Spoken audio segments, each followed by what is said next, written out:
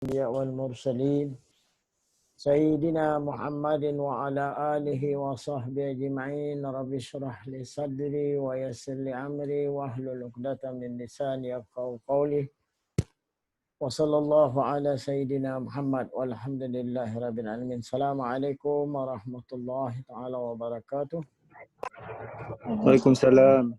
Alhamdulillah. We'll continue today about how do we defend ourselves. This is a very complicated thing. It's not to be taken very lightly. But fighting shaitan is not something that is so difficult according to the Quran. So these are some of the things on how you can battle with shaitan, to defend yourself, to recite Ratib al-Haddad. As you know, Imam al-Haddad himself said that the Ratib is like an iron wall of protection for the city in which it is recited. So not only for the individual, but if the whole of the nation or perhaps the country they recited, it will work as an iron wall that protect the city which is recited. Each litany is a treasure of blessing, benefits, and reward. That is Ratib al-Haddad. And Ratib al-Atas, composed by the great saint, so its blessing is an endless ocean, virtues like lightening of one's life, a removal of affliction, fulfillment of needs, forgiveness of sin, and protection for one's family. Now both actually they call it in Arabic as sarah.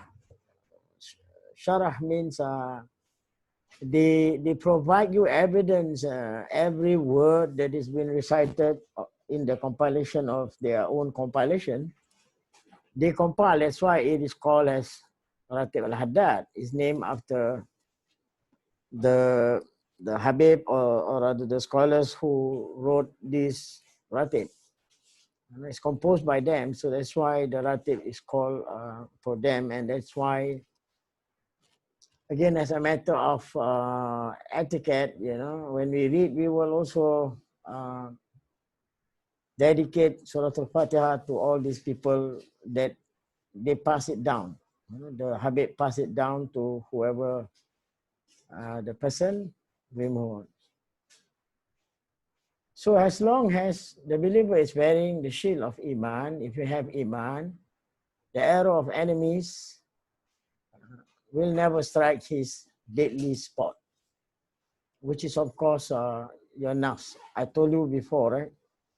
If you want to go into to know the difference, and the stronger and people can fall in the pit hole is not of shaitan, because it is proven in history. Even Prophet Muhammad, peace be upon him, as we know, when he was questioned by his wife, he confessed to say that he too have shaitan. But in his confession, he say, Allah assist me to Islamize the shaitan. This is about Qarin that we know, the shaitan that is born together with us when we were born. Okay? So it's up to you. Then this is where again another defense that you can. So this is what I meant the Shara. See, they cited hadith like this one here, narrated by Ibn Abbas radiallahu anhum, where the Prophet sallallahu alaihi wasallam used to seek refuge with Allah for Hassan and Hussein radiallahu anhuma, and both the grandson, and see your forefather Ibrahim alayhi salam also used to seek refuge with Allah for Ismail and Ishaq by reciting the following, which is A'udhu bikalimatillahi tammati min kulli shaitan wa hammatin wa min kulli ain lamma. Okay? That which is mean, oh Allah, I seek refuge with you, your perfect words, from every devil and from poisonous pest and from evil eye, harmful, envious eyes. So this is what I meant by they look for the hadith that the Prophet ﷺ does, and that's why they compile it, and then they compose that Ratib al-Haddad and al-Atas. So this is just one example on, although this is not mentioned in Ratib al-Haddad is of two also, you know, they have Ratibul al-Haddad, there is another one which is known Wiridul Latif. In Wiridul Latif, then you will find this verse that I just read to you. But in Ratib al-Haddad, you don't have this, but you only have A'udhu bi kalimatillahi tammati min syarri ma khalaq. And that is again many hadiths that say that. Now the deception of those from us, Iblis has deceived the Ummah in matters of creed. And that is the reason why I am reminding you the importance of doing ibadah, the foundation which is known as the ibadah asas. This is about the creed, about the theology.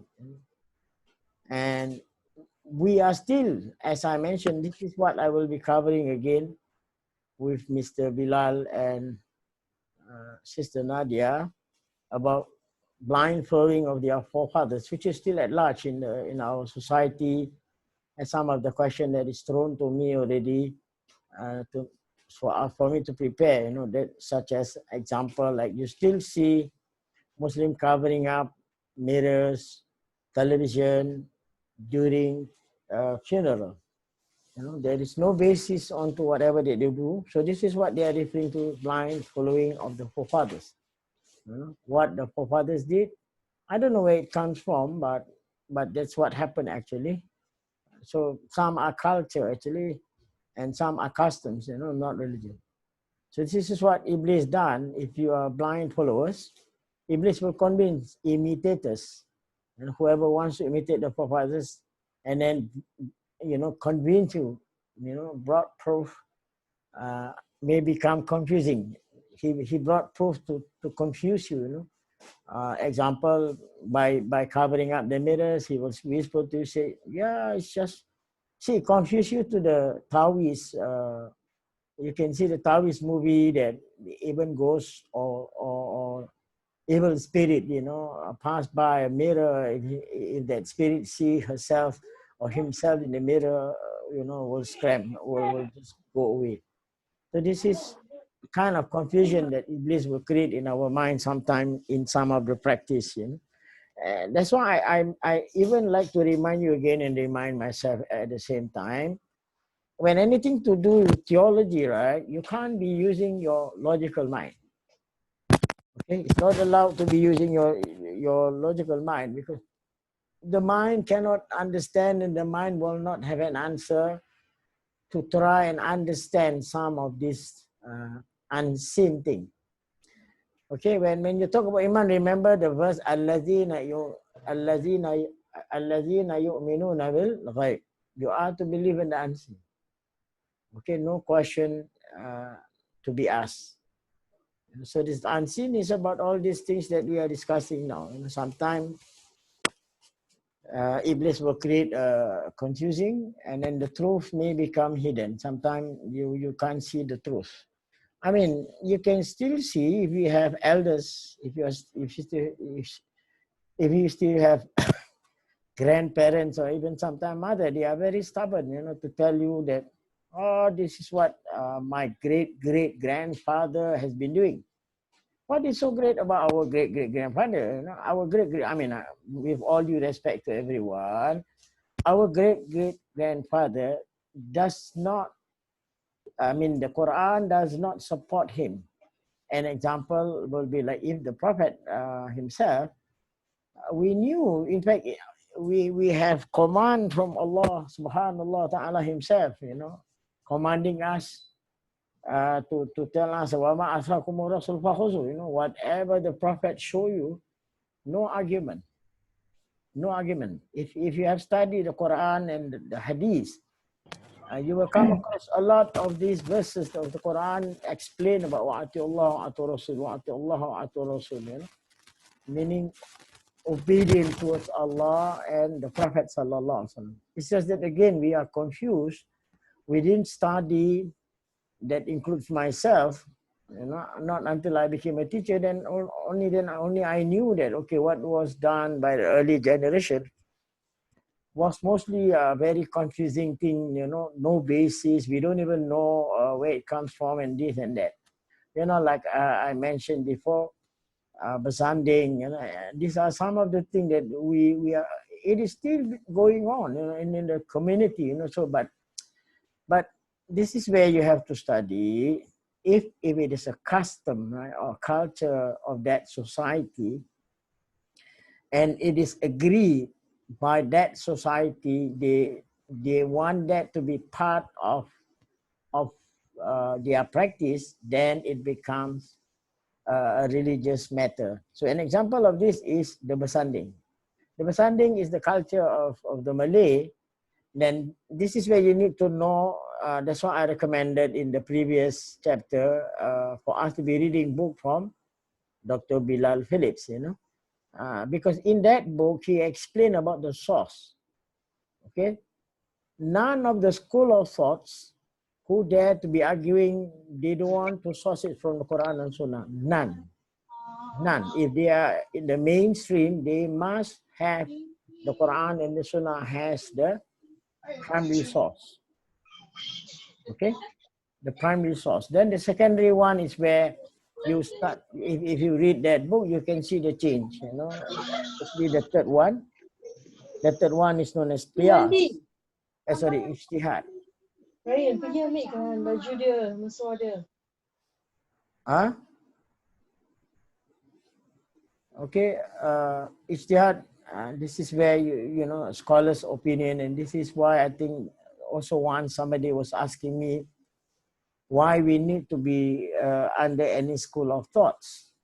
So all this you have to study. I cannot just explain everything. I don't want to confuse you more, but then you have to study. If you have really missed, then I have really recommended you books for you to read, to understand, so that you will not be questioning, especially people like all the four school of thoughts, Imam Shafi'i, rahimullah, Imam Hanafi, rahimullah, Imam Ahmad ibn Hanbal, and Imam Malik. You cannot be questioning them because you don't have the qualification like them. Okay, that is the different. So, and you are allowed to be practicing all the four school if you want to. But before you do, you have to study. What is required in Hanafi school, what is the shurut, or what is the condition in the Shafi'i school for you to take wudu. Then you have to study what is the condition in the Hanafi school, in the Maliki school. This is very confusing if you study. Let me be honest with you. There is a book that is even translated in English already now. I forgot who's the writer. That explain about the four school of thoughts. Who are these people, So this is where what is being mentioned here. Sometimes, Iblis confuse you and he make the truth hidden, and it is the best just for you to imitate others, meaning just blind following. Okay, and if you read about taqlid means to be in the any of these four school of thoughts, right? If you want to be switching to one and another school, you can't do it blindly. It's not allowed. It's not allowed. Okay, you have to, like I said just now, I think some of this you already been exposed when you go for Umrah. When you go for Umrah, we expose to you the different school of thoughts. And now it's changing again, not necessarily because despite of this has been practiced for donkey years, but there is no harm of somebody have to keep on doing the R&D research, to develop if there is there an alternative that can we turn to another school or whatever. An example of this, the latest one that I know, when I attended the course, because every year if you want to be mutawif and mutawifa, to lead people to go for Umrah and Hajj, you have to go for the training, okay, which is it's led by AMTAS. AMTAS is the Muslims uh, uh, Hajj and Umrah agency, where they control, and only allow Muslims to travel agent to embark into this kind of business. That is the reason why they create AMTAS. It's not free. They have to pay in order to be a member of AMTAS. So AMTAS is the one that oversee this. This is based on the instruction from MUIS. MUIS give them the authority to make sure that all travel agents submit themselves to AMTAS, and they have to abide by the rules of AMTAS. You cannot just, even like quotation of the price that is given by each individual travel agent will be evaluated by AMTAS before it will send to MUIS for approval. On the prices that normally you see fluctuate. Sometimes it goes up, sometimes it goes down. Unfortunately, again, so sad to know that this year, I think most Asian country doesn't send their the pilgrims to perform pilgrimage, right? So the blind following here, there is a nullification of intellect if you blind following. Okay, that means your intellect is being nullified. You didn't actually look into this. Yes, correct. It is written by Abdul Hakim Murad. Okay, Abdul Hakim Murad wrote the book about the 4 school of thoughts. Okay, so you will know about their background. Thank you, Mr. Bilal. You will know about their background, who they are, who are their teachers, and so on and so forth. So it's not. And then if you want to be comparing that, you want to go against Shafi'i, and as an example, you don't like him, example, maybe on personal garages, or maybe you don't like some of whatever he said, maybe some very, Ya Allah, I'm telling you, it's scary, in the modern people are that so daring to be even telling like these scholars all are not up to their expectation. You don't have the ability like them even, you can't, if you want to be challenging them. So you need to read their biography, you need to know who these people, and how their intellect in terms of how smart they are and this and that, and who are their teachers and teachers. That's why in Islam, in order to make sure that no one self-proclaim that you are a family of the Prophet and this and that, so that's why they developed that halakha system, which is today in modern world will be the papers. You have to have the papers. Who gave you that degree? Which university?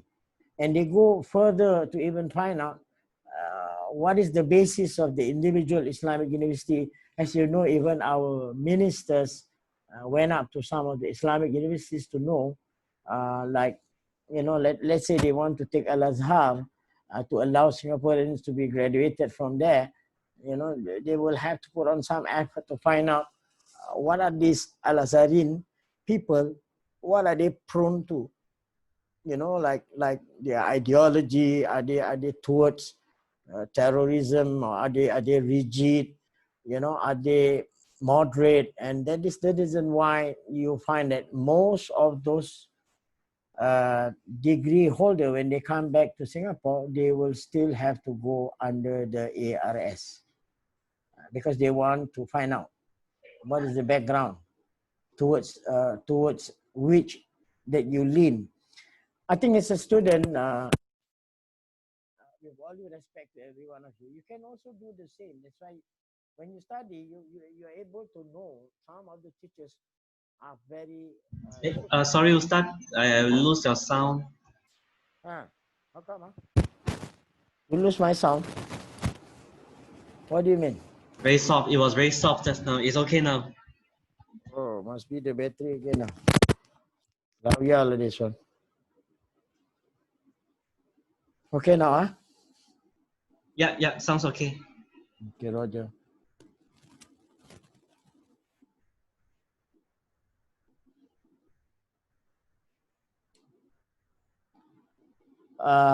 So in this blind following, there is a nullification of the intellect.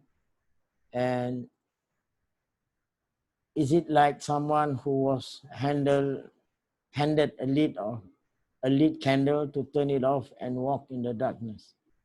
Yeah, and it's likened to be like that. You know, if you are blind followers, you are just like someone that handed you a light candle, a lit candle, and then you turn it off and walk. You prefer to walk in darkness.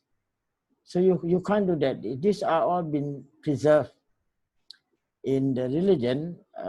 So that's why when you want to call yourself an Ustad or Ustazah, it's not just name, you know, for name's sake, but this is where you need to know the background.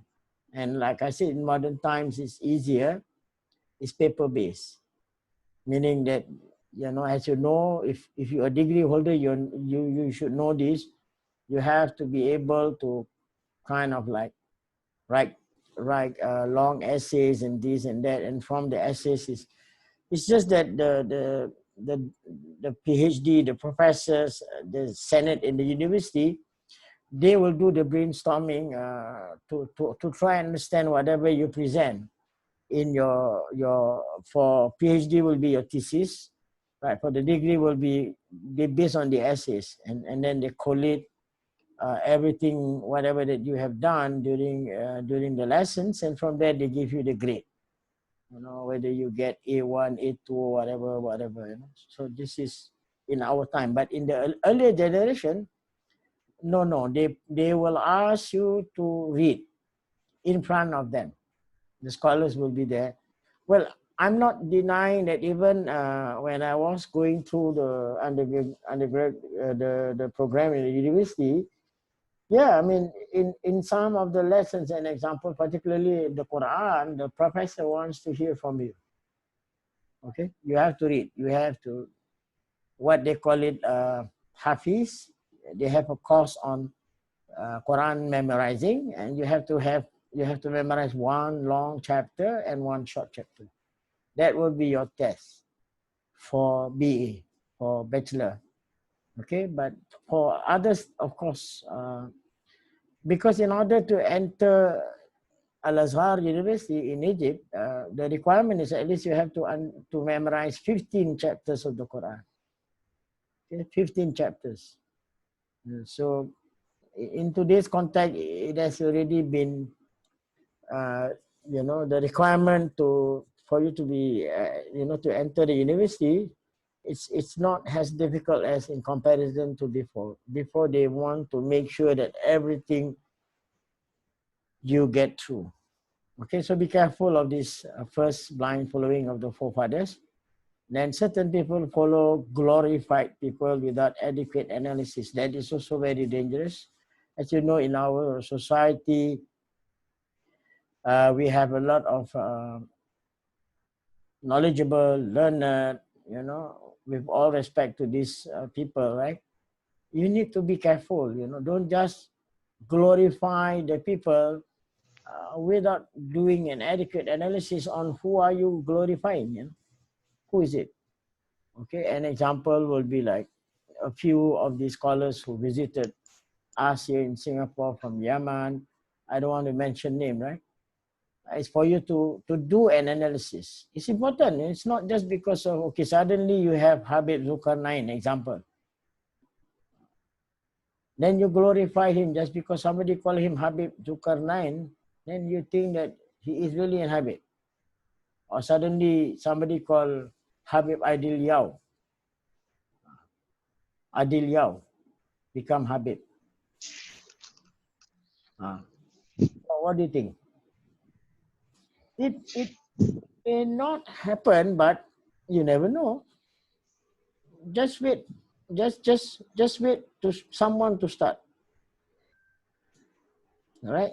just one people start, you will find that everybody start calling Habib Adil, Habib. That becomes common now. Every corner you can hear people call, hey babe, babe. You see?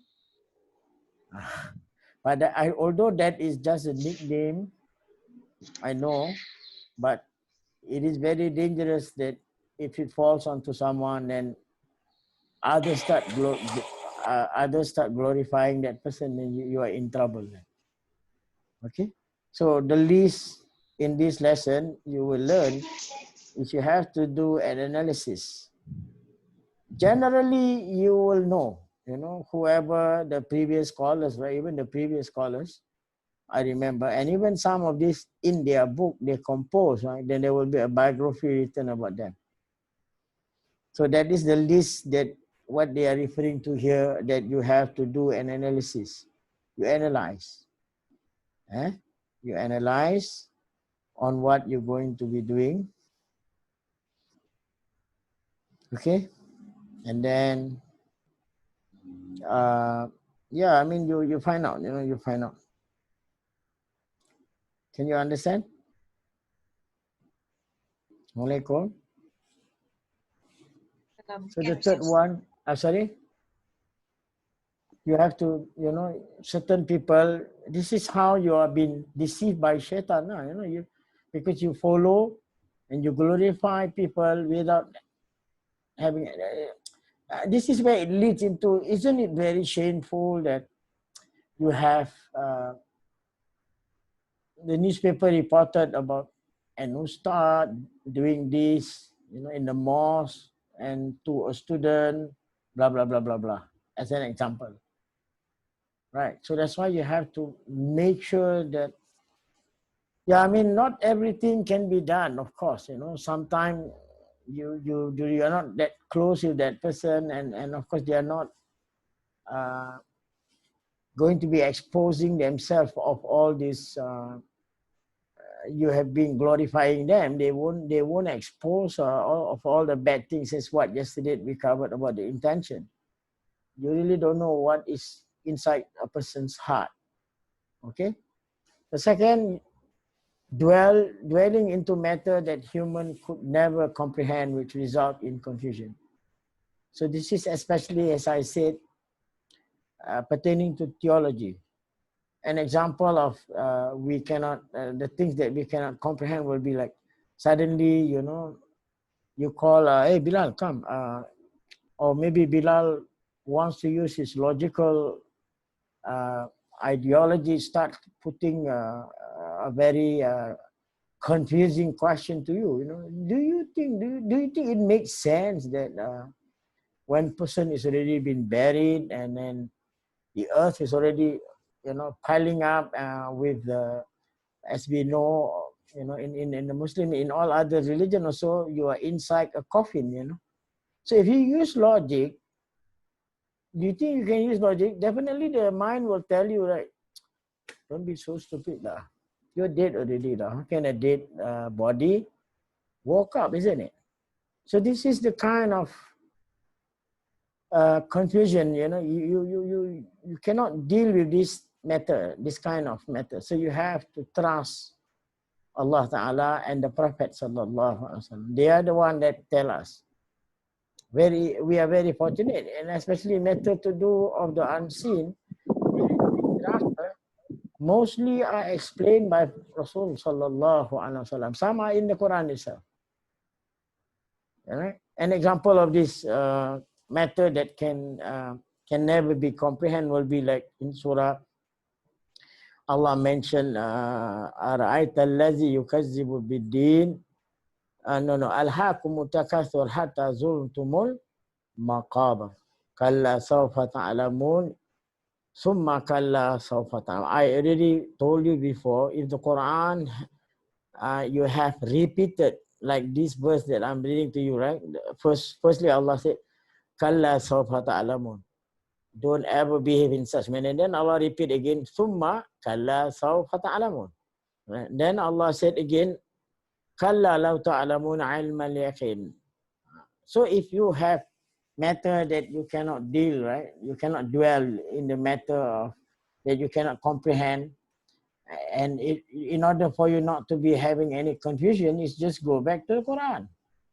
Because the Quran already tell you, like in this verse here, "Kalla law ta'lamuna 'ilmal yakin." You want to wait until it happen, then you want to believe in it. Fine. You see, very simple. So it puts you in a very I don't think so confusion, but you at least you are, you have an answer to know, because unless if you don't trust Allah, you doubted his credibility, you doubted his ability, where dialogues has been said in the Quran. This is not something very, very new, human doubting and questioning God. As in Surah Yasin, Allah have recorded that also, human will be waking up and asking Allah, "Qalu ya wailana man ba'athana min marqadina." Qalu ya wailana min ba'athana min marqadina. This is our voice telling God, who dares to wake me up from my sleep? The rudeness of our behavior is already been written in the Quran, and the answers are also given. قالوا يا ويلنا من بعثنا من مرقدنا هذا وعد الرحمن وصدق المرسلون. I, your God, by the name of Ar-Rahman, was the one that woke you up. So this is what is very simple, right? Dwelling into matter that you cannot comprehend. If you do not want to be confused, then go back to the Quran and Sunnah to find out what is actually there. Okay?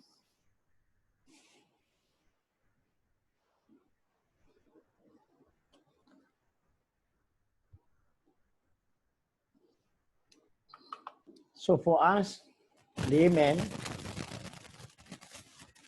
we have no knowledge to prove, or we are not supposed to discredit the scholars. So how can we not imitate others? Learn, you have to study, right? You have no knowledge, then you have to seek for the knowledge. Discredit the scholars is something that's not allowed. It's just like you have teachers, you have professors when you were in school, in the university, right? You can't be discrediting them, although there is some disagreement in their ideology, maybe in some of what they said, but that doesn't mean that you can discredit them, isn't it? If you want to be measuring between you as a layman and the scholars, you are very far away from them, right? So how can we not imitate them? You don't have to if you have the knowledge. So the answer here, it is better for laymen to imitate someone knowledgeable. That is allowed, right? And this is because layman is more likely to misunderstand. So you get someone that is knowledgeable, and you learn from him. However, the layman is still required to use his intellect. Okay, learn from him doesn't mean that you accept blindly, isn't it? Cannot be people tell you, "Hey, Brother Bilal, come, let's go into the lobang," and then you follow. Cannot be one, right? So that's why even if it's like you're learning from, you're following or you're imitating some knowledgeable person, you still need to use your intellect. Cannot be that he's asking you to do something that you knew in that society people are doing it. Like in your time, only then you hear about this innovation, During my younger days, no, we never had people who dare to be questioning or discredit the scholars. Never. It's only in your time. They think they just learn one or two hadiths, and then they start discredit the scholars. They start questioning the scholars. They start challenging the scholars. They like, whoever you are, no matter how much you have studied about the religion, but that is not the purpose of learning. That's why Imam Ghazali is very much against those who wants to be challenging the scholars. Especially you want to be questioning about the innovation thing. He hate that so much. But here, as you can see, the layman is still required to use his intellect to identify the scholars that is most worthy to be imitated. And this one we have went through in the book of Ihya al-Ulumuddin. Remember? You can refer to that book back again to at least check what kind of scholars, identify the scholars that you find that they are the most worthy to be imitated. You know, during my 20 years of service with this man that I respect and look up on him, 20 years, you know, I served him by the name of Dr. Al-Qadir Muhammad Al-Habshi from Indonesia. He's born in Flores and received his master's in what you call it, very renowned Islamic University in Indonesia, Guntur. And then after that, took his PhD in Al-Azhar University, and he's a PhD in Usuluddin. So it took me 20 years to serve and understand what kind of scholars he is. Is he, you know, and this is where I already shared with you. Wasatia is the best. Okay, try to find a scholars that is also moderate. Okay, and moderation I have already shared and tell you the meaning of moderation: just, balance, excellence. So you have to make sure that these scholars that you want to imitate, they have that credibility. Otherwise, then be careful. That's all. No one say you are wrong, but just be careful. That is the deception of the blind followers. Now the deceptions of the worshippers. The biggest gate that Iblis enters to people is ignorance. That is the biggest. He likes people who doesn't want to study. You know, he make friends with you. He will inject his ideas and this and that.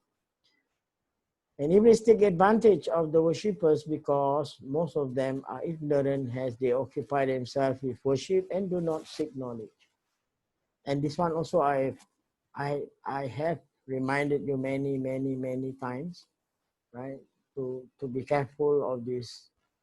Um, you know, like yesterday we were reading the book of Imam Ibn Rajab. It talks about, you know, most of the act of worship that we did even has, you know, if you were to compile it as high as maybe as the Himalaya or as high as Uhud, you know, it has no value in the eyes of Allah if it's not done as what is being said here, that you didn't have knowledge. And that can still be seen, you know. I mean, I don't want to embarrass every one of you, right? But isn't it sad, you know? I think for those who have been praying more than 20 years, you can you, okay, let's throw this question to myself, you know. I've been praying also, right? It never occurred in my mind, what actually am I doing? Like, what is this frustration all about? Why we are, you know, why we must prostrate, right? Why can't we do it one style? See, nobody questions. This is what it means by Iblis take advantage of the worshippers, because most of them are ignorant. As they occupy, they keep on doing the, you know, and it can even be more than 500 years that you've been worshiping. Be careful, you know. Be careful, brothers and sisters in Islam. Be careful. Make sure you seek knowledge. Make sure you understand not only about whether the act of worship that you do is valid or not. It's not enough. It's not enough. That is just too simple. So this is the kind of whisper that Iblis will take advantage for the worshipper, because the worshipper normally they don't want to be knowing all this. As long as I've been doing the prayer, what's a big deal? This is the kind of whispering that, or rather deception of, you know, that the worshippers will get from Iblis. Ilahi la'anatullah. So be careful, eh? And lastly, remember that action from the heart is more important than those of the limbs. but you still have people repeated this despite of knowing. They never put on the effort. So be sincere. Allah knows what is in our heart. Any question? So another deception of why we are being cheated. Deception here is coming from the Arabic word of ghurur. Ghurur, you are cheated by so many things that you do. An example, even in taking wudu, oh, mashallah, 2-3 gallons of water they use. This is where you are cheated. Shaitan is say it's okay. Don't wash 3 times, make it 4 or 6 is even better, just to clear your doubt, that make sure the water reaches every inch of your body, the organs that you need to wash, and as a result it become wasteful of water and time. Isn't this still happening in our society? Second is they create a worry in you, verbalizing until you keep on repeating, I don't know what you're saying. In verbalizing and repeating multiple times of the intention just to say nawaitu rafa'al hadasil asghari lillahi ta'ala, it becomes so difficult because you focus on the sound, the makhrajul khurus, sifatul khurus. I'm not denying the importance of it, but you don't have to be focusing on it until it took half of your lives. Just you've been deceived just to do all these simple things where it is not so complicated as the way you think.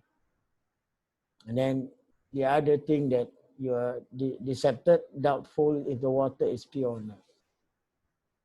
That is in the performing of wudu, which is still happening, right? Hello?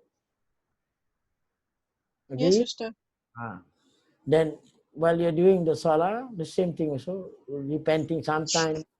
If you are praying in congregation, you can drop dead, just beside you. Oh! Allahu Akbar, Allah. Why like that? Some you say, Usal, Allah. Repeating the intention. Thinking that his intention broke or pronunciation is not perfect. So they repeat it. Then takbir also, sometimes you can still see takbir to start the prayer and his mind will wander off, thinking that only bodily movements is required. Mine is in Hong Kong or don't know where. Third is overstressing in pronunciation. It becomes very stressful, if you have Americans, French, or even German, who embrace Islam, they will have this issue of that is not been addressed.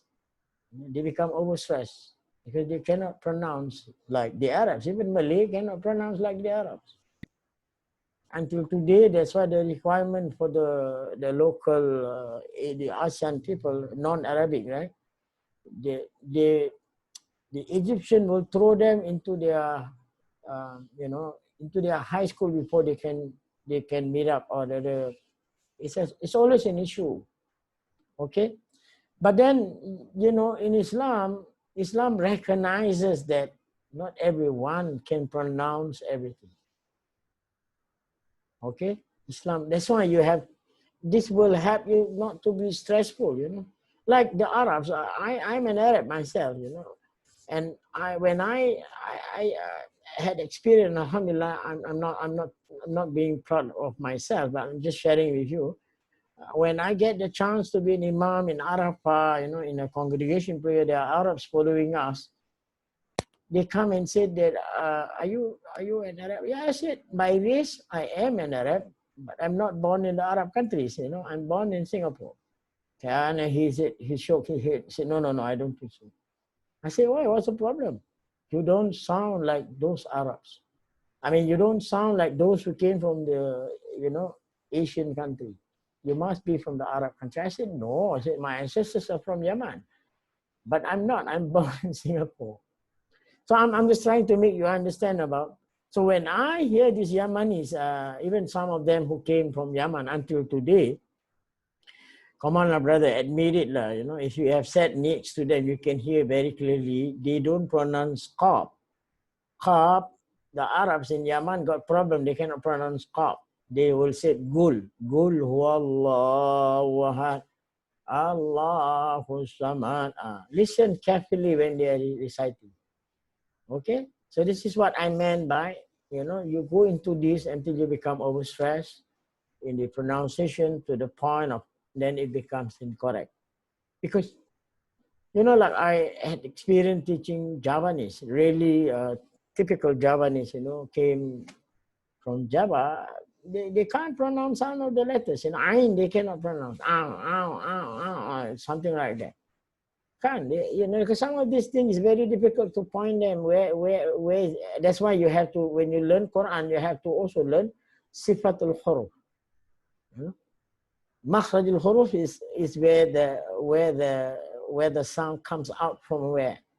You know, that's why one of the other condition for you to be able to recite the Quran in a very proper way of pronouncing it, you must have a full teeth. Okay? Tooth. Is it teeth or tooth? I don't know what you call it. You know, you cannot be having one missing molars not there, because each of our teeth is the Arabic alphabets. So that is the Sifatul Uruf. Normally, you read the Quran, they will show you. They will show you the mouth, right, where the teeth are, and if you go deeper, then they will tell you when the premolars is what letter, molars is what letter, and so on and so forth, up to that extent. So that is in the learning process, you know. But after learning, you know, I had some American students. They can't. You can't expect them to slang like us. Alhamdulillah. You see, ham. They said ham, not alham. See the different ham and ham, but the spelling is alif, A-L-H-A-M. H-A-M is ham, isn't it? They cannot pronounce alham. See the difference? So you don't go and attack them. Hey, brother, how you read the Fatiha? How come like that? Huh? Bismillahirrahmanirrahim. Alhamdulillah, Rabbil Alamin. Hey, relax. Don't go and attack these people. Why are you making them difficult, man? Where Allah Himself says, Yasiru ala tu'asir. Make it easy for them. They are beginners. You know, so if they want to learn, then you start from the very basic. Okay? So unfortunately, this is what happened to many of us, you know, because they keep on focusing on wanting to pronounce it correctly, then it becomes incorrect. Then instead of comprehension of the meaning being read, instead of the comprehension of the meaning being read, right? Then praying when you are too tired. See the beauty of Islam. See, Islam asks you to rest. What happens if you pray too tired? Because you will be yawning all the way. You're not focused because your body is too tired. You see, beautiful in the religion. Wallahi, if you understand, it is supposedly to be very simple, but we make it complicated. And keep on the lookout for this, where I will be sharing more of this on Saturday at 9:30 with Mr. Bilal and the wife. I will go and explain to make them feel like, hopefully, you know, after they hear from me, they will flood this our Zoom, or they flood Shoutul Muslim, wanting to, because this is the problem with us, you know, we always make it difficult for people, isn't it? This is not Islamic, okay? Not Islamic. You're not supposed to. In fact, I received one SMS and even show me that brothers wearing not really Bermudas, but those pants that is above the ankle, the knees. So I forgot to tell the person that posted to me, because he just want to know if a man wears pants that is above the ankle in Shafi'i school, the prayer is invalid. That's what I told him. Okay, but in Maliki school, it's allowed. right? But then I forgot to tell him, when you want to be sharing with beginners like that who question you, right? You must look at him and see, is he struggling to try and do the prayer? If he's struggling to try and do the prayer, make it simple for him, meaning allow him to even do where it is not allowed in the Shafi'i school. It's okay, because that is just, you know what, how the scholars view it, how the rule is being made, and there are other reasons behind it, you know. This is why you need to understand. You know, the rule of Islam is not being passed down abruptly. It's not like die, you have to be doing it and that's it. No, it's not like that. Okay, there are many other things that we need to know. That person just embrace Islam, you know, and he has difficulties not able to wake up for the Fajr prayer, as an example. Every time he meet you, he feel embarrassed, he's ashamed to ask you, but he is practicing it in that manner. You give him time, because everything requires practice. And that is the beauty of the religion. It allows you, you know, it allows you, give you a grace period. As long as you continue learning, what is important is you continue learning, because most of the understanding will come directly from Allah. Allah will make you understand. In fact, there's a Quranic verse that says that. Okay? Don't pray when you are too tired. Don't pray when you are hungry. You know? And that's why even in Ramadan, even in Makkah al-Mukarramah, my experience, they will delay the Maghrib prayer. Subhanallah. Because you're on empty stomach. Eat lah. How much can you eat? You know, normally you know lah, Ramadan, after you've had the water is the one that you will go and, you know, and there of course they serve you Zamzam water. So once you drank the Zamzam water, you feel that you're already half full. Just wait until after the Tarawih, which is and normally at 12 midnight, then you can have your late supper or dinner, whatever you call it. Okay. Then again, the problem that we still face, even my own family, you know, I would tell them, I said, don't do the prayer excessively. Don't. You know, especially in modern time, isn't it a shame that you're talking about tahajjud, mahajjud, you know, nasib baik tahajjud, you know, but you've forgotten that this the prayer in Islam, it is not to be done excessively, because you have other duties. And this again, I told you not to forget the ibadat umum. Ibadat umum in Malay, it is not referring to general, no. Umum here is referring to a compilation of many other acts of worship that you need to also be practicing, you know, because for the ibadat asas is only about what do you call it, hablu min Allah. It's only about your relation with Allah, pertaining to His command and pertaining to His prohibition, which is in the pillars of Islam and the rukun iman. Okay, but these other things like tahajjud, all this, it falls under sunnah, and sunnah I already explained to you, it has two significant.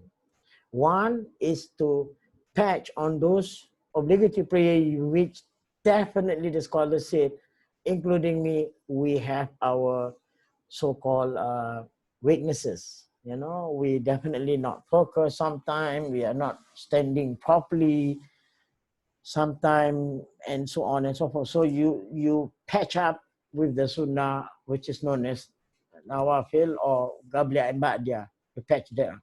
The other role of sunnah is, this is again for those who are ready, those who already married. You know how much you love your wife, right? How much? Remember when you first met Nadia and Dean, and when Nadia first met you, you know, you both doesn't want to be separated. That is natural, isn't it, for someone that is in love? So that is the second meaning of what sunnah is. So this praying excessively at night, if that is what you're looking for, be careful. Because normally what happens, as you can see, you will, to the point that you will be missing your Fajr prayer. Because you stay too long in the night. And again, if you were to understand moderation, as I mentioned to you, so this where the wasatiyah is important. You know, you come, so you do what is within your capacity, especially for those who are working. Allah is enough to wake up at 5 a.m. in the morning. There are still tahajjud at that time. It's just nice. After that, you perform your Fajr prayer, and after that, you go to work. And going to work is also a fardu ain thing, because you have to make sure, if you're a moderate Muslim, you have to make sure that you are okay when you go to work, not half sleep, yawning about 100 times in the office during the meeting, showing your face that, whew, that you have been doing so many night prayer excessively. Be careful. So that's why you spoil your act of worship, because you make others get very upset of you. Why are you coming to work like that? Be careful, be careful. This is covered yesterday in the book of Ibn Rajab Hambadi. Many become scattered moth. Most of our act of worship will be thrown back to our face, and these are some of the reasons that is being pointed to us. And the other one is again getting tired or lazy at work. I just mentioned that, because too many, too excessive. Not even in Ramadan that you want to be doing all these things, you know, because, and that's why I told you it's best to be moderate. Moderation is the best, and it is not coming from my mouth. It is coming from our beloved Prophet Muhammad sallallahu alaihi wasallam himself, you know, where he mentioned khairul umur. Khair in Arabic means the best. Khairul umur awsatuha. He said the best in whatever that you do is moderate. So that moderation has already been defined as you have to be just, you have to be balanced, and you have to be excellent in everything that you do. So that includes the work there. You know, you must be presentable, you must be neat in your dress, you know, your body, and so on and so forth. So here, doing prayer excessively, you have already burdened your physical body. Where there, as you can see here mentioned, your body has right over you too. So you cannot just ignore this thing. And this is why normally at the age of today, not even my age, you know, so many youngsters are having problems in their knee, and this and that and that. You know, Alhamdulillah, Alhamdulillah. I'm 63. Alhamdulillah. I don't have any issue. And okay. Then about the reading of the Quran also same, reading too fast. I know you can read fast, but then you got to look after the pronunciation. The speed of the Quran is 5 speed, according to the scholars. According to the Quranic scholars, if you study the Quran, they tell you. But no matter how fast you read, it has to be, again, proper. The pronunciation, the sifatul huruf, makhrajul huruf must be there. Okay? And you have to make sure that you don't showing off that you are reading the Quran. Don't be careful, because that will lead into ostentation, riya. Any question before I move on to the next chapter? Hello? Penat cakap ni, minum aus. Sorry. Silent is no lah. Never mind. Yes, Ustaz. Assalamualaikum, Ustaz. Waalaikumsalam warahmatullahi. Yes. Oh. Who wants to ask first? Jangan gaduh. Nak tanya pun nak gaduh je. Tak gaduh. Ah. Okay, this under the reception of the worshippers. Kan? In Salat, praying when you are too tired. Right. Okay. So I'm a little bit confused here. When you are encouraged to pray on time. Yes. So what does it mean that if you are too tired, you can delay your prayers or you can qada? Okay, very good question. This is the beauty of why we have to study Asya, because most of us, doesn't understand when the Quran speaks. You know, the Quran speaks in as-salat arkanal mu'mini kitabun mawquta, which means that prayer have to be done at this stipulated time. It's referring to those who doesn't have anything to do. Right. Right? So when you have something to do, then you get tired already, you are allowed to delay it. Because you have a reason. The reason is valid. Right? The reason is you are tired. Of course, that work must be something again that is allowed in the religion. It's not something that you do, I mean, excessively in everything Islam doesn't agree to. When you talk about excessiveness, right? Yes. Almost everything Islam will not allow you. Yeah. Everything, you know, in the practice, in the teaching of Islam is actually moderate. Okay, once you Yeah, do it that's what I excessively, understand. you'll get tired. So coming back to Correct. your question, you are allowed to sleep first because you have a reason for delaying that prayer because you are tired.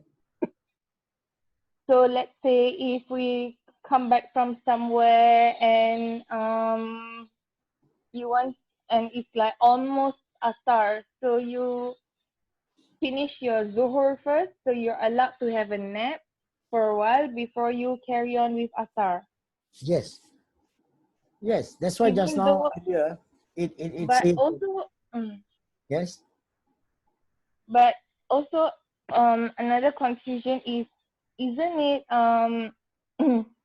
our Rasulullah does not encourage you to sleep during that timing It's true. between Asar and Maghrib, That right? one again, hadith like that is it doesn't explain the reason. Okay. Because when the scholars create the ruling, they will have to check what was the reason for the Prophet didn't allow us to sleep after Asar. Those are actually people who like to be lazing around. They got nothing to do.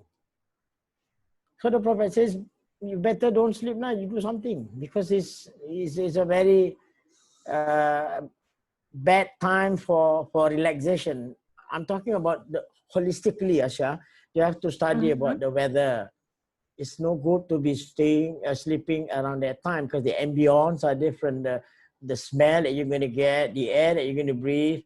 So all these are in the package. That's why the Prophet says no. It's different again when you really need it. When your body need it, it's a different thing. So it's a valid excuse to say, it's okay. I need to rest, you know, otherwise I may fall or something may happen to me. I'll get sick, you know, due to because of, you know, my tiredness. You Okay. see Understand. the reason there?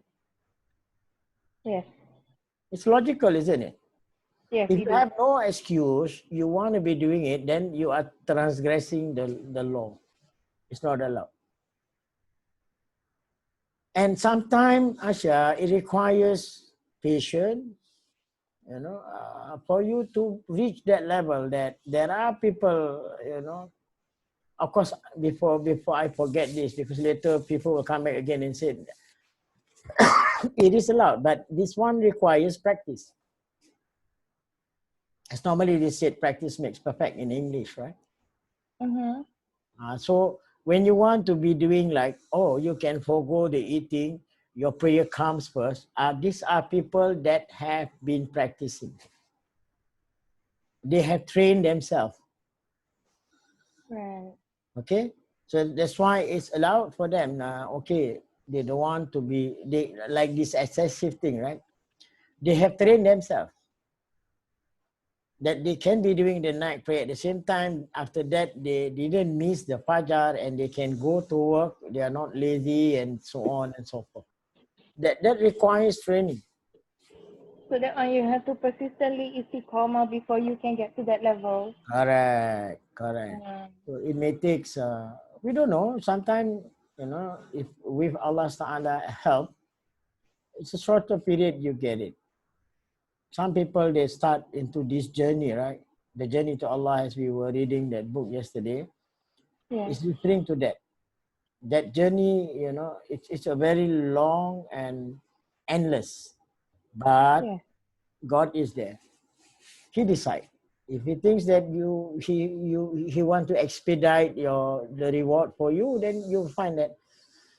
That's why we have to keep on learning for us to understand. You know, like even the sunnah prayer, right? That doesn't mean that you get the second part of the meaning. The first meaning of the sunnah prayer was to help the obligatory prayer, right? The second meaning is you do it out of love. So that requires meaning that you have to be istiqamah with the first one, right? Then you get the second. But what happened Right. here, because of people focus on the sunnah too much, the obligatory one also they forgo. They focus on the sunnah. This is where you get nothing, zero. This is what they are trying to make us understand the deception of the worshippers. Because Okay. normally if you have done the night prayer excessively, you will have this issue of Fajr prayer. You're bound to fall asleep by Fajr. Yes. And after you fall asleep, by the time you wake up, you're already rushing to work. Definitely you are tired. Or you become lazy, say tomorrow take MC lah, don't need to go. And then thinking you're being fooled by shaitan, say, hey, don't worry lah. You're good, you are really a good worshipper, you know. You pray the whole night, okay? These are all the whispering of shaitan come into the picture and make you feel like confident. Tomorrow continue again, do again this excessive night prayer. This is what happened to many of us. You know, we have been cheated by actually the whispering of shaitan. That's why I always want to know how we understand. Remember, I said that how to understand to understand. This is what I meant. Okay? Okay. Thank you, Ustaz. Then in Habib, fasting also, yes sir. Assalamualaikum. I didn't know. Waalaikumsalam warahmatullah. How do we know that is the whispering of Satan or that is our subconscious or How lah, how can we differentiate? That one is Satan's whispering and deception of Satan, or is it just our subconscious mind that is you talking? will know because mostly if it is coming from shaitan, it is everything excessive. Cannot be what? You think by doing excessive that you become holy within 1 week? Can you become a saint within 1 day? No, Habib. This is an example of where you know the difference. Whether that whispering comes from shaitan or it is just what you think. You know, normally we have our mind too, right? So our mind will also kind of like trying to make you blind following, you know, and just conclude to say, you're doing just fine, man, brother. You're doing just fine, brother. Don't worry. Because you're doing the prayer. Islam is not like that. Right? And that's why you have to again, like I just share, if you cited the hadith, the Prophet himself says, you know, the best in everything is moderation. So you wrap up all the three in your mind to take what is moderate. That is the best. Then you cannot be deceived or decepted by shaitan already. Because that earlier it mentioned that that's why the knowledge is important, that we have to have the knowledge or the usage of the intellect. When Allah says khalaqal insana fi ahsani taqwim, and it's not just simply stating that, you know, Allah have created us in the best of the physical body. No, it means the intellect too. We are fine. That's why we are known as sane. You know, and religion is only passed down to those sane. The insane don't need to. They will be forgiven for whatever they do. Does that answer your question? Yeah, Ustaz. Anyway, you can refer back again to the book of Minhajul Abidin. In the book, it goes into more detail to share about the deception of shaitan. Okay. Okay. Then in fasting also same. You know, after six Shawwal, some want to add it to 30 Shawwal, they want to continue. See, they want to continually. And this even happened during the lifetime of Prophet Muhammad sallallahu alaihi wasallam. Some of the companions came and, you know, reported to him and tell him that, okay, since after we have benefited the harvest of fasting, you know, we knew that, okay, this is one of the best, because if you understand the holistically what fasting is all about, right, it actually make you become very fit back again. That's why you have fitrah, meaning that you go back to zero back again. If you have done everything according to what the religion teach you, you really fast, not, you know, after that, like having a feast, you know, like a wedding ceremony, the breaking of fast, na'uzubillah, from one end of the table to another end. That one is not fasting. Okay, so you don't, this is why this thing is also a deception to make us, because if you have gained the benefit of what you reap during fasting, right, during Ramadan, you actually doesn't want to stop. That's why it becomes a sunnah outside Ramadan. After Shawwal, you still have Monday and Thursday, and every month Prophet Muhammad SAW says, try to fast 3 days and so on and so forth. So this is to stop you from being excessively in whatever that you're doing. So that includes from fasting. Okay, the deception again that normally happen for people who are very fond of fasting and showing off that he's fasting. Every Monday when you meet someone definitely like proudly will say, hey, I'm fasting lah, Monday, you don't know. Every Monday what? Don't need to, don't need, I told you already, be careful lah. Don't get deceived by shaitan.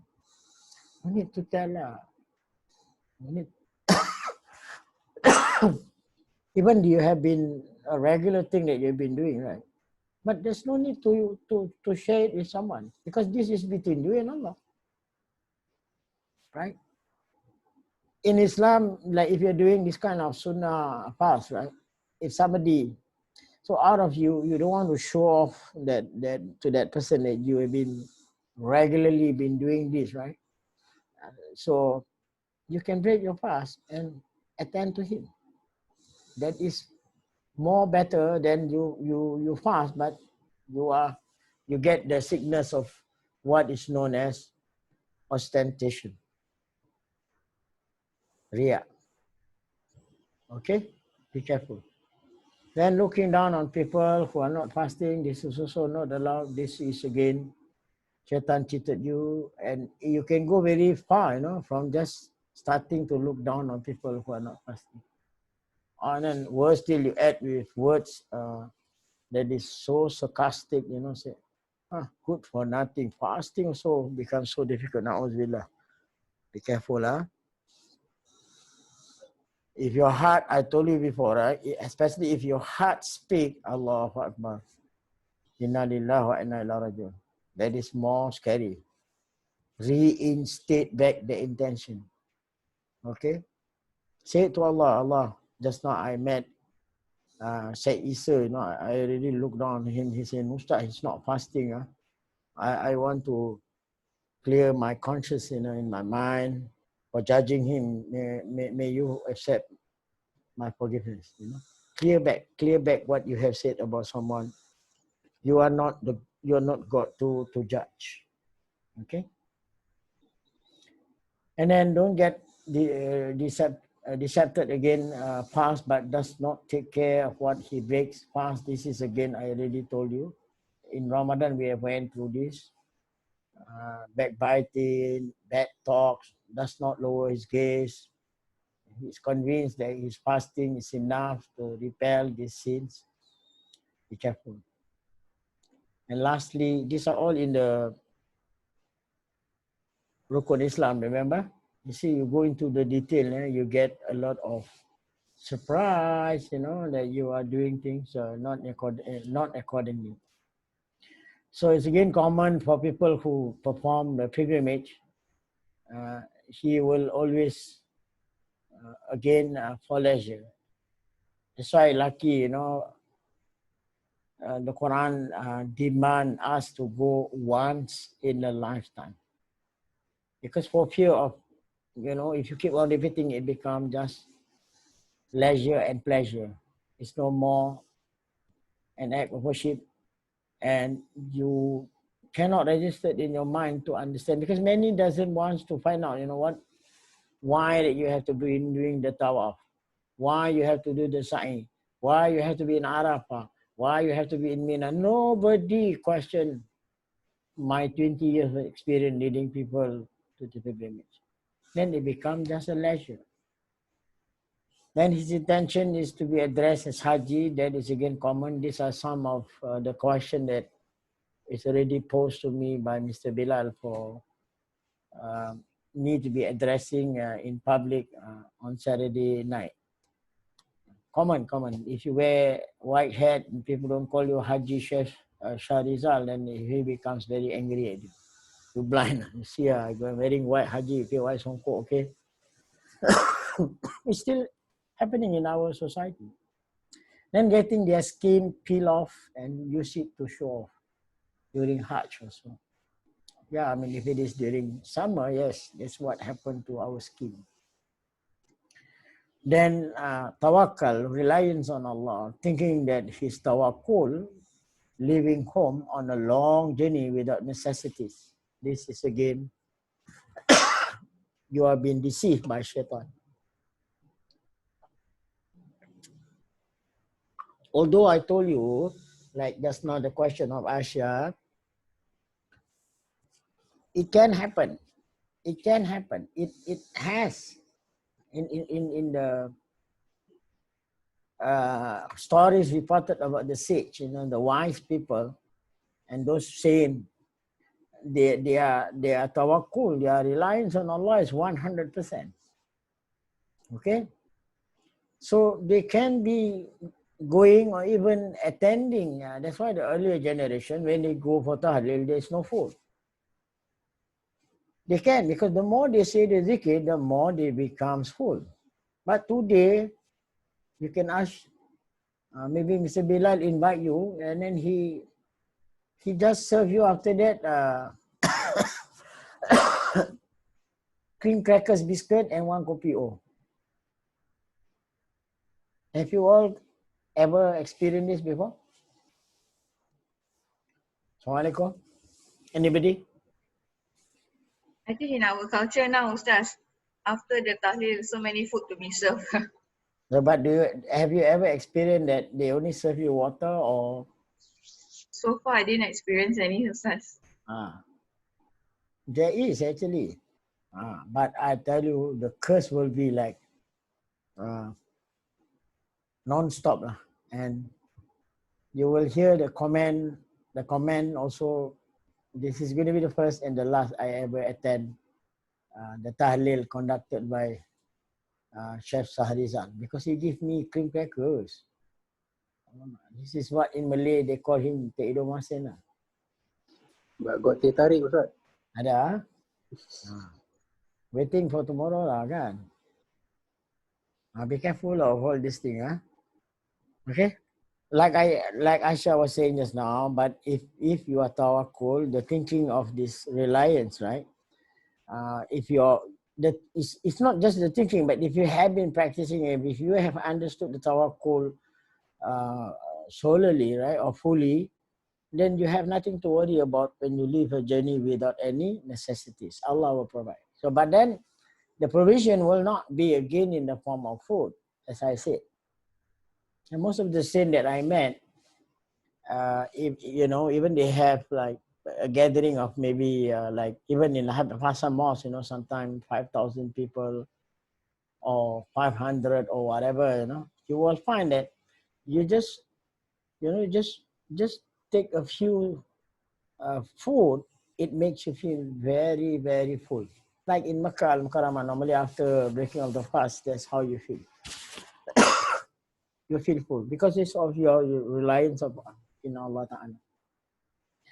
And lastly, it's about the intention also. The intention is said to be for Allah, but in fact, He wanted to be recognized and to show off in whatever that he do. Wallahu alam. So I think we will stop here in order to give you. Or is there any more slides? Any more slides? Khadija? Ustaz, still quite long. We can stop here if you want to. Roger, sir. Thank you. Inshallah. So I now open for Q&A if there's any. If you want to be asking question lah. Anybody?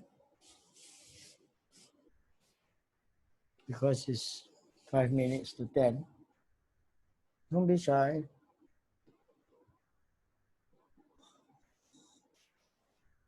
Ustaz, Yes. regarding my previous question, if you shouldn't carry out your salat when you're tired and you rest first, there's always a chance that the shaitan will come in and distract you. Right. How can you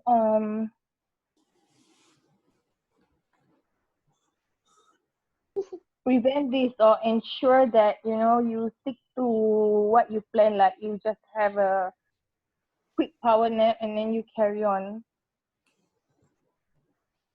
I don't understand your question. Oh, okay. Even for example, today, like for example, you have a very long day, okay, and then you want to wake up for subuh tomorrow. Okay.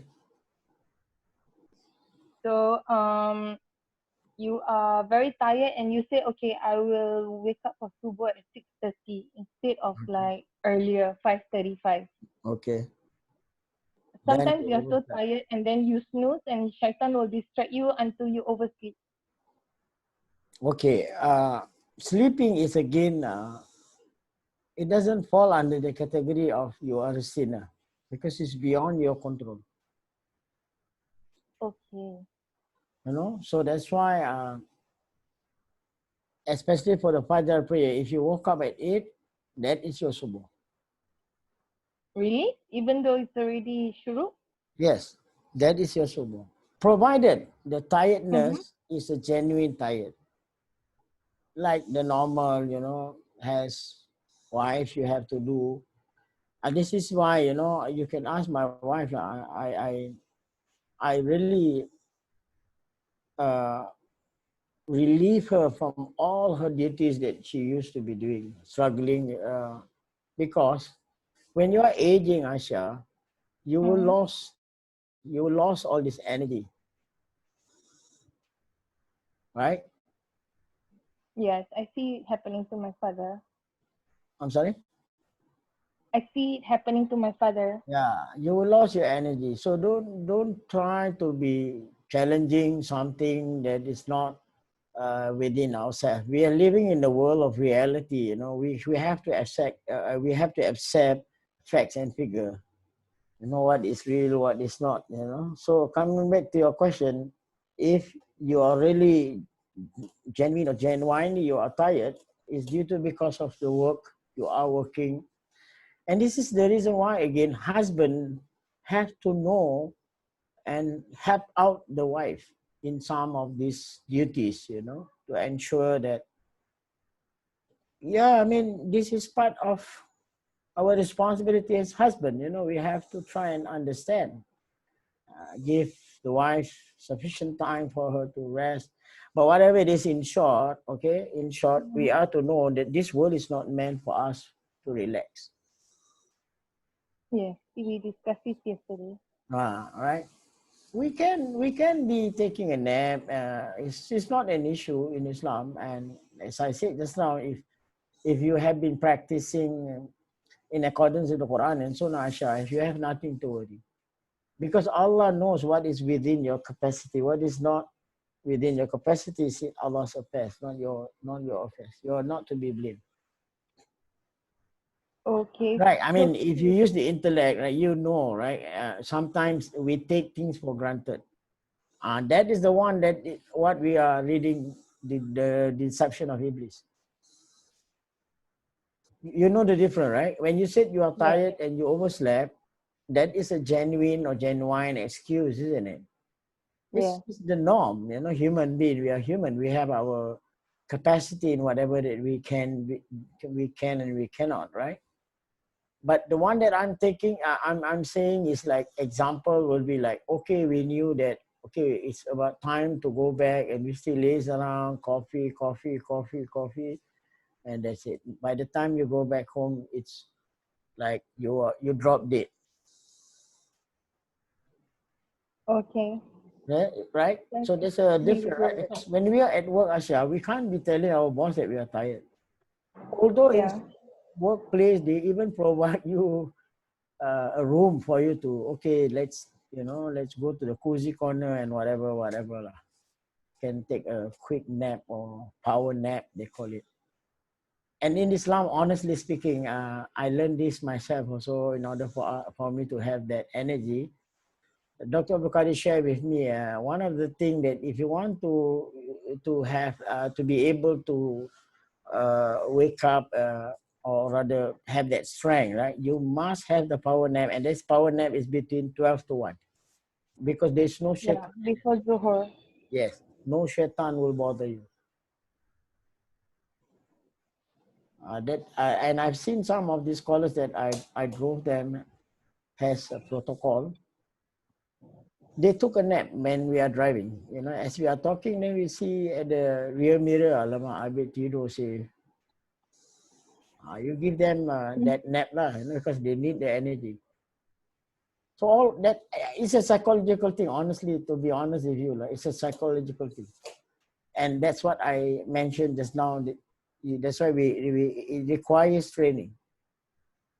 You have to train yourself, and many other things like but no matter what, when the time comes and you are aging, even if you have already regularly been doing it, you will bound to be having problems too, right? Right. Most imam, when you have your denture all are not proper already, you cannot be I had that problem once. So you have to wear a denture, and this denture you have to pull it in, otherwise the teeth will come out. It's not the same your original. So you have to be admitting all these things, as time goes by lah. And if once you cannot, means you have to withdraw, right? Right. So this is, hope that answers your question. Yes, it does. But then when you say if you wake up at 8 o'clock and you carry out your subuh, so that is considered qada lah. Okay, people still doesn't understand the why the usage of the word qada in Arabic. Okay, now in Arabic, when you said ada in the fiqh terminology, or rather in the fiqh subject, means that you're praying on time, within the stipulated time. Can. Yes. So don't you find that it is really inappropriate? It doesn't matter if he doesn't want to mention qada, but then scholars are very particular about our manners.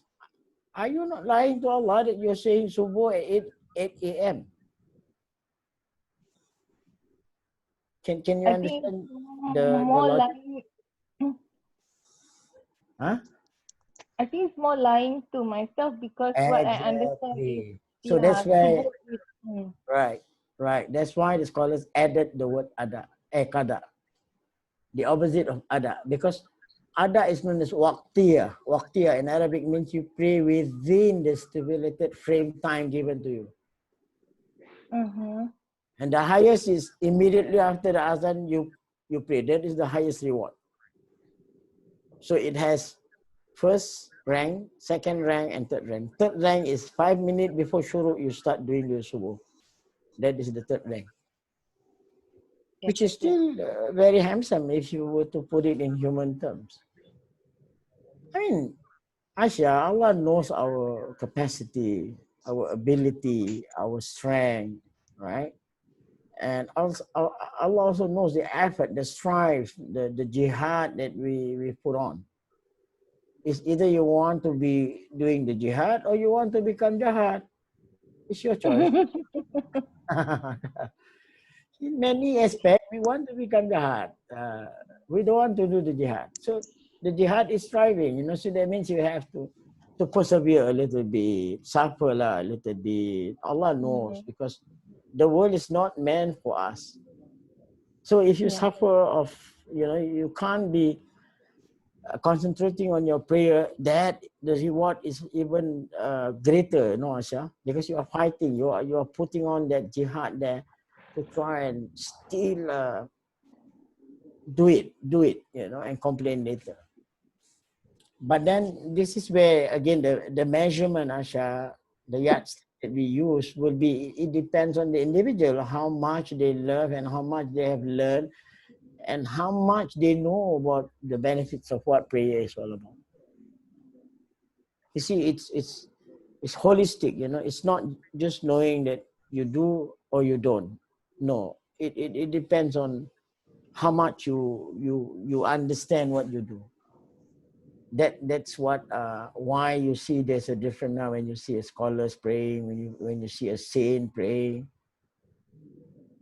That's how the difference you can gauge.